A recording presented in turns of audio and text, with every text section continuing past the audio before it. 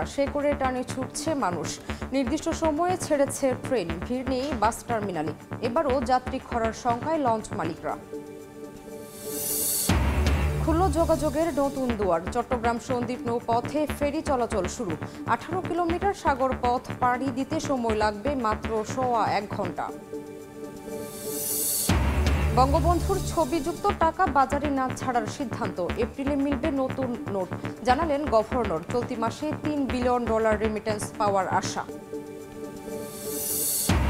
দেশের বীর সন্তানদের শ্রদ্ধা জানাতে প্রস্তুত জাতীয় স্মৃতিসৌধ। রংতুলির আঁচড় এসে যাচ্ছে বেদি। নিরাপত্তার চাদরে ঢাকা পুরো এলাকা।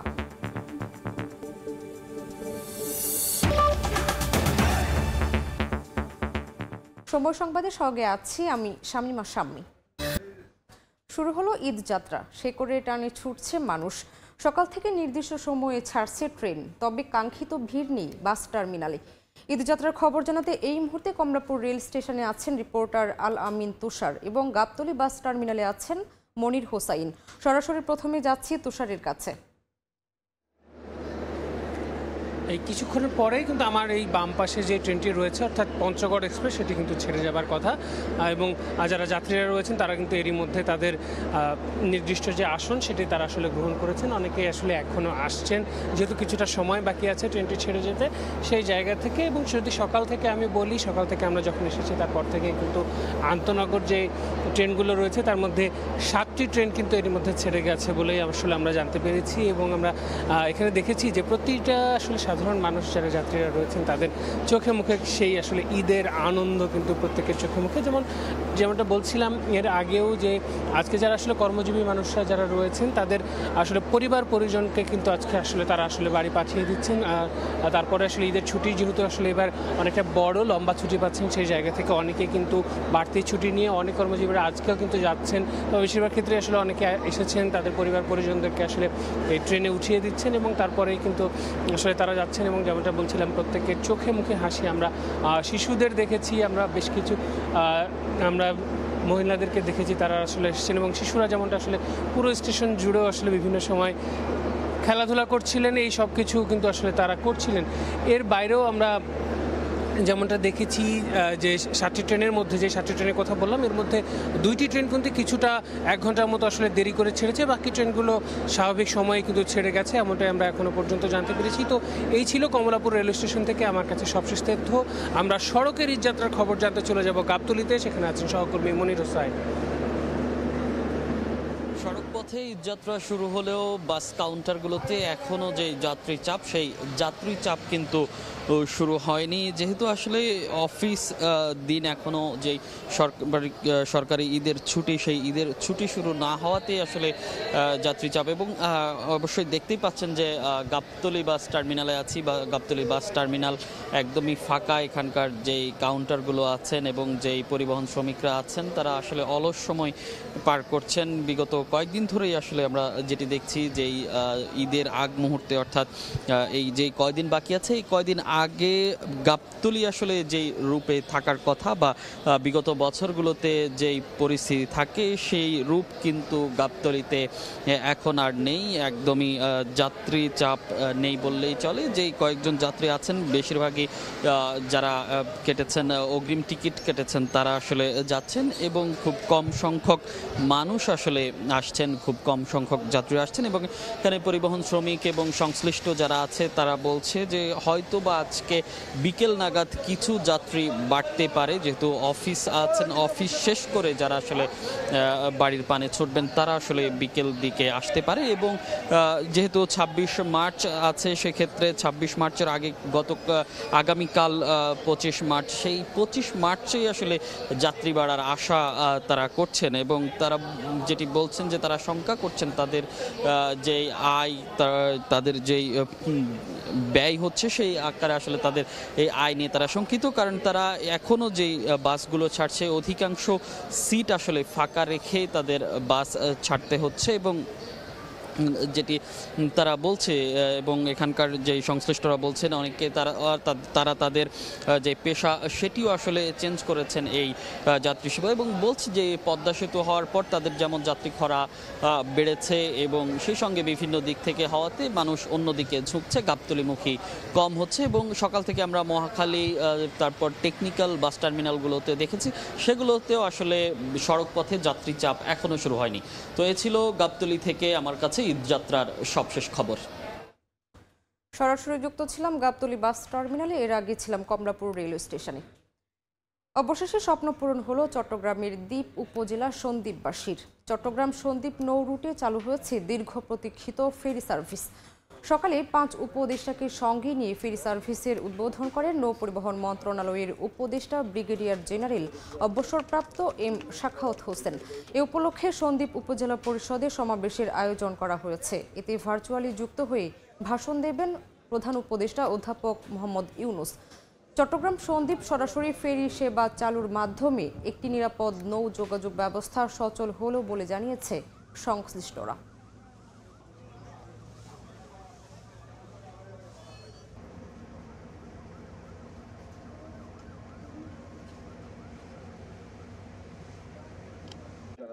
মোহাম্মদ ফাজিল কবির খান স্যার, ফারুকি আজম স্যার উপস্থিত থাকবেন।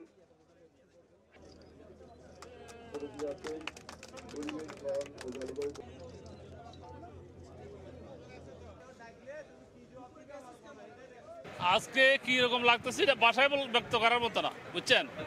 এটা এতদিন যে দুর্ভোগ ছিল এটা অবর্ণনীয় দুর্ভোগ। সন্দ্বীপের মানুষের কাছে একটা নতুন দ্বার উন্মোচিত হয়েছে, তারা বাংলাদেশের মেইন ভেল্টের সাথে সরাসরি যুক্ত হতে পারছে। এত আরামে আমরা ফেরি দিয়া বা গাড়ির সাথে ঢাকা থেকে ডাইরেক্ট গাড়ি আসে সন্দ্বীপ যাবে, এটা কল্পনার বাহিরে। সন্দ্বীপে যে মানুষের এত কষ্ট, 4 লক্ষ মানুষের যাতায়াতে এত কষ্ট, সেটা নিয়ে কোনোদিন কিন্তু আমরা জাতীয় পর্যায়ে আলোচনা দেখিনি। এখন তো আলোচনা দূরে থাক, সমস্যাটার সমাধানই হয়ে গেল। সবশেষ খবর জানাতে এই মুহূর্তে সন্দ্বীপে আছেন রিপোর্টার পার্থ প্রতিম বিশ্বাস। সরাসরি যাচ্ছি তার কাছে। ইতিহাসের সাক্ষী হলো প্রথমবারের মতো সন্দ্বীপবাসী। কিছুক্ষণ আগেই কিন্তু প্রথমবারের মতো ফেরি কিন্তু সন্দ্বীপে এসে পৌঁছেছে এবং আমরা দেখছি আজকে যে 6 জন উপদেষ্টা চট্টগ্রামের সন্দ্বীপে এসেছেন তারা এতক্ষণ ফেরিতে ছিলেন এবং এই মুহূর্তে তারা ফেরি থেকে নামছেন।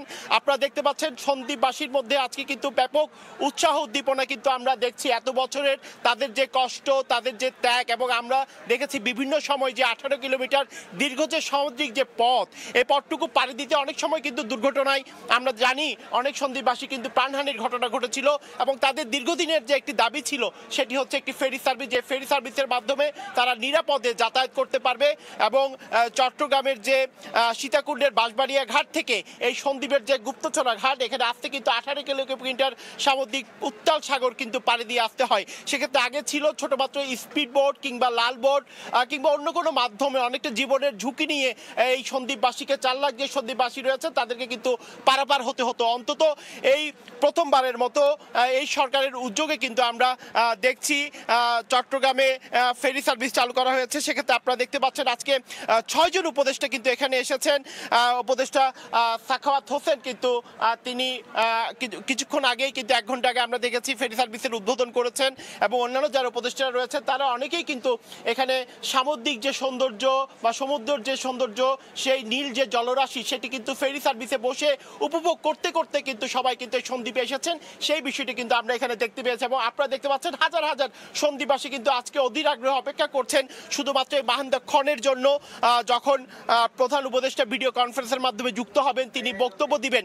আজকে সন্দ্বীপবাসীর যে আনন্দ সেটি কিন্তু না বললে নয়। তারা বলছে তারা ইতিহাসে সাক্ষী হয়েছে, তারা কোনোদিন মূল ভূখণ্ড থেকে এই সন্দ্বীপে ফেরি সার্ভিস করে আসবেন সেটি কিন্তু তারা কখনো ভাবেনি। তবে এখানে কয়েকটি চ্যালেঞ্জ রয়েছে, কিছু বিষয় আমরা উপদেষ্টা সাখাওয়াত হোসেনের সাথে কথা বলেছিলাম, তিনি আমাদেরকে জানিয়েছেন মূলত এটি 2 মাস চলবে, কিন্তু বর্ষা শুরু হয়ে যাবে, উত্তাল সাগর থাকবে, তখন কিন্তু এই ফেরিটি কিন্তু চলতে পারবে না, তখন সি ট্যাগ দিয়ে চালানো হবে এবং সি ট্যাগও কিন্তু পুরোপুরি নির্ভরশীল নয়। তিনি বলেছেন এখানের জন্য কোস্টাল ফেরি লাগবে, যে কোস্টাল ফেরিগুলো ইতিমধ্যেই কয়েকটি ফেরি বাংলাদেশে বানানোর কাজ চলছে, বা বাইরে থেকে যদি আনতে হয় সেক্ষেত্রে তারা কোস্টাল ফেরিগুলো আনবেন।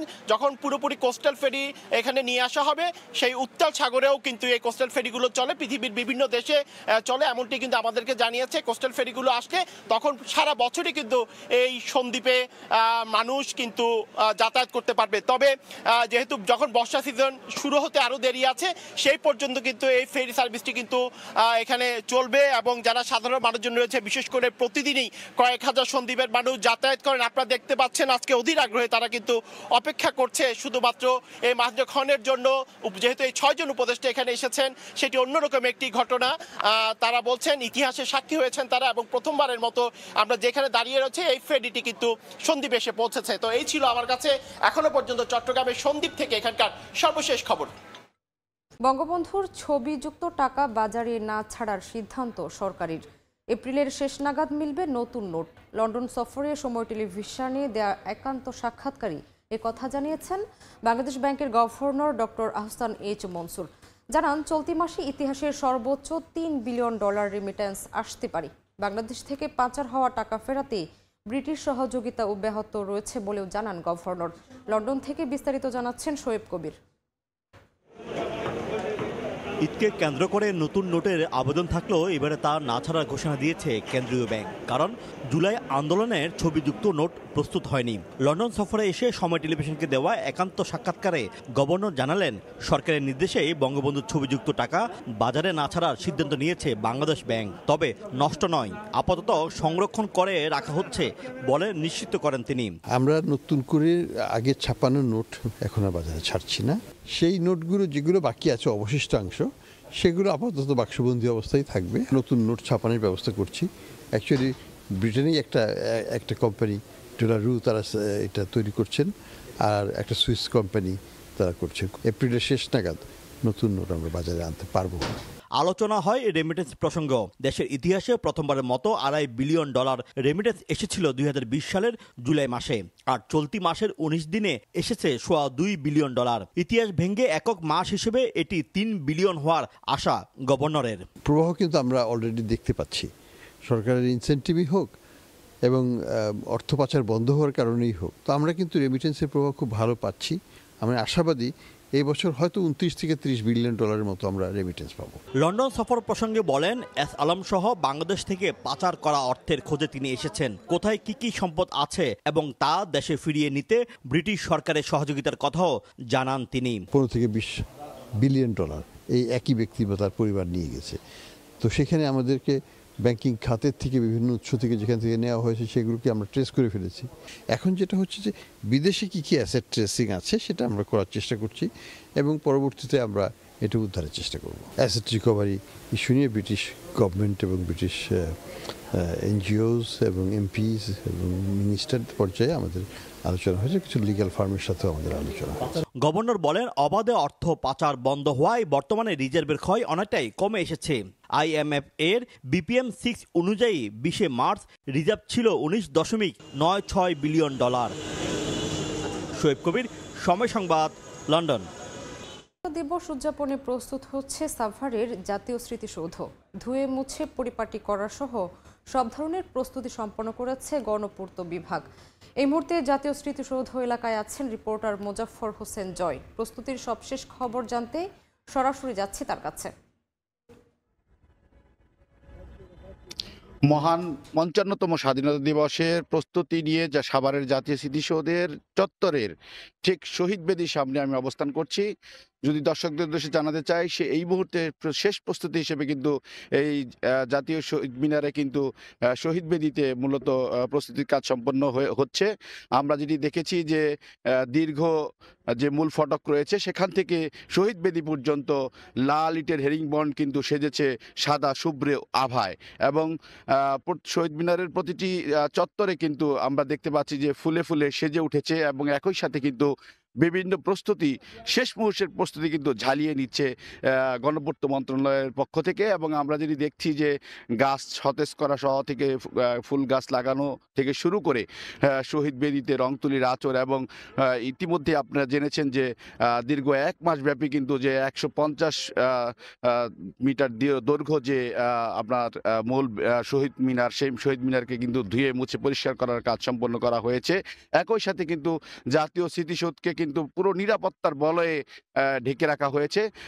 জানেন যে দীর্ঘ 15 দিন অর্থাৎ 2 সপ্তাহেরও বেশি সময় ধরে কিন্তু জাতীয় স্মৃতিসৌধে প্রবেশাধিকার সংরক্ষণ করা হয়েছে। সেক্ষেত্রে কিন্তু এখন কেউ জাতীয় স্মৃতিসৌধ চত্বরে প্রবেশ করতে পারছে না। যদি শেষ মুহূর্তের প্রস্তুতি সম্পর্কে জানাতে চাই তাহলে বলতে হয় যে প্রায় 84 একর যে এলাকা রয়েছে সেখানে হেলিপ্যাড, পুকুর, একই সাথে সৌধ মিনার, একই সাথে শহীদ বেদি এবং অভ্যর্থনা কেন্দ্র সহ বিভিন্ন স্থাপনা কিন্তু নতুন সাজে সেজেছে, নবরূপে সেজেছে। জাতির বীর সন্তানদের শ্রদ্ধার্ঘ জানাতে কিন্তু জাতীয় স্মৃতিসৌধে কিন্তু ইতিমধ্যে সকল প্রস্তুতি সম্পন্ন করা হয়েছে। এবং যেটি বলা হচ্ছে যে স্মৃতিসৌধের পক্ষ থেকে এবং গণপূর্ত মন্ত্রণালয়ের পক্ষ থেকে যে ইতিমধ্যেই সকল প্রস্তুতি সম্পন্ন শেষ, অর্থাৎ স্বাধীনতা দিবসের প্রথম প্রহরে কিন্তু রাষ্ট্রপতি এবং প্রধান উপদেষ্টার শ্রদ্ধার্ঘ্য নিবেদনের মধ্য দিয়ে জাতীয় স্মৃতিসৌধ উন্মুক্ত করে দেওয়া হবে সাধারণ জনতার জন্য। তো জাতীয় স্মৃতিসৌধ থেকে আমার কাছে এই ছিল স্বাধীনতা দিবসের প্রস্তুতি সম্পর্কে সর্বশেষ তথ্য। বেনাপোল বন্দরে পূর্ণাঙ্গভাবে চালু হয়েছে কার্গো ভেহিকেল টার্মিনাল। এতে থাকছে 1,500 ট্রাক পার্কিংয়ের সুবিধা। আগের চেয়ে দ্রুত মালামাল ওঠানামা করানোই সময় ও খরচ কমে ভারতের সঙ্গে আমদানি রফতানি বাড়ার আশা করছেন C&F এজেন্টরা। অন্যদিকে রাজস্ব আয় বৃদ্ধির আশা বন্দর কর্তৃপক্ষের। বেনাপোল প্রতিনিধি আজিজুল হকের তথ্য ও শাওন হোসেনের ছবিতে রিপোর্ট। বিএসএফ বাধায় বন্ধ থাকার পর অবশেষে বেনাপোল বন্দরে 41 একর জমিতে চালু হয়েছে পূর্ণাঙ্গ কার্গো ভেহিকেল টার্মিনাল, যা ভারত বাংলাদেশ স্থলপথে আমদানি রপ্তানি বাণিজ্য সহজ করে দিয়েছে বলে জানান বন্দর সংশ্লিষ্টরা। আগে খুব জায়গা কম ছিল, গাড়ি রাস্তায় থাকতো। এই জায়গাটা নতুন পার্কিং হয়েছে, আমরা ইন্ডিয়ার থেকে আসছি, আমাদের অনেক সুবিধা হচ্ছে। কার্গো ভেহিকেল টার্মিনালের ফলে এই বেনাপোল বন্দর যে আন্তর্জাতিক একটি স্থল বন্দর সেটার পরিপূর্ণ রূপ পাবে। কার্গো ভেহিকেল টার্মিনালটির বাণিজ্যিক নিরাপত্তায় বর্তমানে কাজ করছে আনসার, বেসরকারি নিরাপত্তা সংস্থা, পিমা ও আর্মস ব্যাটালিয়ন পুলিশ। এটি চালু হওয়ার ফলে বেনাপোল স্থলবন্দর দিয়ে আমদানি এবং রপ্তানি কার্যক্রম আগের চেয়ে অনেক গতিশীল হয়েছে। 1500 ট্রাক একসাথে এখানে অবস্থান করতে পারে। বন্দরের বাণিজ্যিক গুরুত্ব বিবেচনায় কার্গো ভেহিকেল টার্মিনাল নির্মাণে 2022 সালের ফেব্রুয়ারিতে 329 কোটি টাকা ব্যয়ে প্রথমে 25 একর ও পরে আরও 16 একর জায়গা অধিগ্রহণ করা হয়। সময় সংবাদ, বেনাপোল। দেখছেন সময় সংবাদ। এফসি এশিয়ান কাপ বাছাইয়ে সমর্থকদের আগ্রহের তুঙ্গে বাংলাদেশ ভারত ম্যাচ। এর মধ্যেই অনলাইনে শেষ হয়ে গেছে ম্যাচের সব টিকিট। স্টেডিয়ামে ধারণ ক্ষমতার অতিরিক্ত দর্শক প্রবেশের সুযোগ নেই। তাই তো জওহরলাল নেহরু স্টেডিয়াম এলাকায় থাকবে বড় পর্দায় খেলা দেখার ব্যবস্থা। শাহনিয়াজ সোহাগের ক্যামেরায় মেঘালয়ের শিলং থেকে পারভিন আক্তারের রিপোর্ট। সাম্প্রতিক সময়ে ক্রিকেট কিংবা ফুটবল, বাংলাদেশ ভারত ম্যাচ মানেই বাড়তি রোমাঞ্চ। দেশের ফুটবলের হ্যামিলনের বাসিওয়ালা হামজা যোগ দিয়ে সে উত্তেজনায় বাড়তি রং চড়িয়েছেন। ছেত্রী বনাম হামজার লড়াই। হাই ভোল্টেজ এ ম্যাচ নিয়ে উত্তাপ মেঘ পাহাড়ের শহরে। লড়াইয়ের মঞ্চ ব্রিটিশদের ঘোড়দৌড়ের মাঠ জওহরলাল নেহরু স্টেডিয়াম। 15,000 দর্শক ধারণ ক্ষমতার এই মাঠেই হবে বাংলাদেশ ভারত ম্যাচ। মেঘালয়ের মানুষরা ফুটবল বহুত ভালো পায়। মানে এরা ছোট থেকে আমরা ফুটবল গ্রাউন্ডের টিকিটের দাম আছে 100 টাকা, 300 টাকা, 699। ভারত বাংলাদেশ দ্বৈরথ সামনে রেখে স্টেডিয়ামে বাড়ানো হয়েছে গণমাধ্যম কর্মীদের বসার জায়গা। কদিন আগে ভারত ও মালদ্বীপের মধ্যকার ফিফা প্রীতি ম্যাচের পর সংস্কার করা হয়েছে স্টেডিয়ামের আরো বেশ কিছু জায়গায়। আগে তো আমরা তো এন্ট্রেন্স করতে পারতাম না, এখন পারতে আমরা আরো পারি যে এন্ট্রেন্সের একটা টুর্নামেন্ট কোনো একটা টুর্নামেন্ট করতে পারি আমি। স্টেডিয়ামের প্রস্তুতি নিয়ে সন্তুষ্ট মেঘালয় ফুটবল অ্যাসোসিয়েশন। ভারতে ক্রিকেট সবচেয়ে জনপ্রিয় খেলা হলেও মেঘালয়ে ভিন্ন চিত্র। এখানকার মানুষের প্রাণের স্পন্দন ফুটবল। তাই তো ভারত বাংলাদেশ ম্যাচের টিকিট না পেয়ে হতাশ হয়ে ফিরেছেন অনেকেই। মেঘালয়ের শিলং থেকে পারভিন আক্তার, সময় সংবাদ। এ পর্যায়ে শীর্ষ সংবাদগুলো জানিয়ে দিচ্ছি আরেকবার। শুরু হলো ঈদ যাত্রা, শেকড়ের টানে ছুটছে মানুষ। নির্দিষ্ট সময় ছাড়ছে ট্রেন, ভিড় নেই বাস টার্মিনালে। এবারও যাত্রী খরার শঙ্কায় লঞ্চ মালিকরা। খুলল যোগাযোগের নতুন দুয়ার। চট্টগ্রাম সন্দ্বীপ ফেরি চলাচল উদ্বোধন করলেন 6 উপদেষ্টা। 18 কিলোমিটার সাগর পথ পাড়ি দিতে সময় লাগবে মাত্র 1.25 ঘন্টা। এবং বঙ্গবন্ধুর ছবিযুক্ত টাকা বাজারে না ছাড়ার সিদ্ধান্ত। এপ্রিলে মিলবে নতুন নোট, জানালেন গভর্নর। চলতি মাসে $3 বিলিয়ন রেমিটেন্স পাওয়ার আশা।